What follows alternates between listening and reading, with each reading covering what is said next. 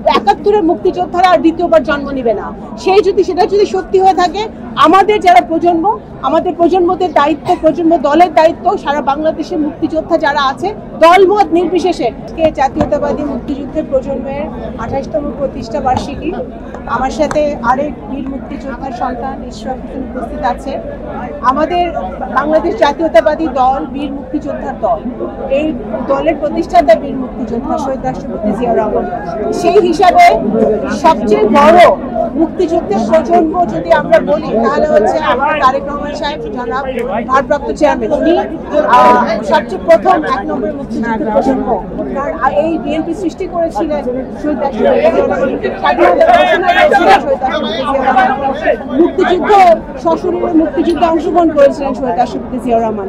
বা বিএনপিতে বহু মুক্তিযোদ্ধা আছে, সারা বাংলাদেশে ছড়িয়ে আছে, যারা অনেক এই 15টি বছর তারা কিন্তু স্বৈরাচারী হাসিনার ক্ষমতায় থাকার কারণে, মুক্তিযুদ্ধের চেতনাকে বিক্রি করার কারণে সত্যিকারের মুক্তিযোদ্ধারা কিন্তু অবহেলিত হয়েছে।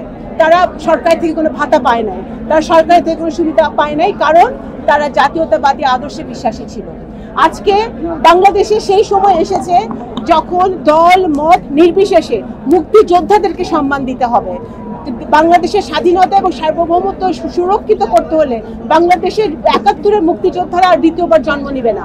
সেটা যদি সত্যি হয়ে থাকে, আমাদের যারা প্রজন্ম, আমাদের প্রজন্মদের দায়িত্ব, প্রজন্ম দলের দায়িত্ব, সারা বাংলাদেশের মুক্তিযোদ্ধা যারা আছে দলমত নির্বিশেষে বাংলাদেশ জাতীয়তাবাদী দল এমন দল যে কোনো মুক্তিযোদ্ধাকে কখনো অপমান করে নাই, কিন্তু আওয়ামী লীগ করেছে, এটা ইতিহাস বলে।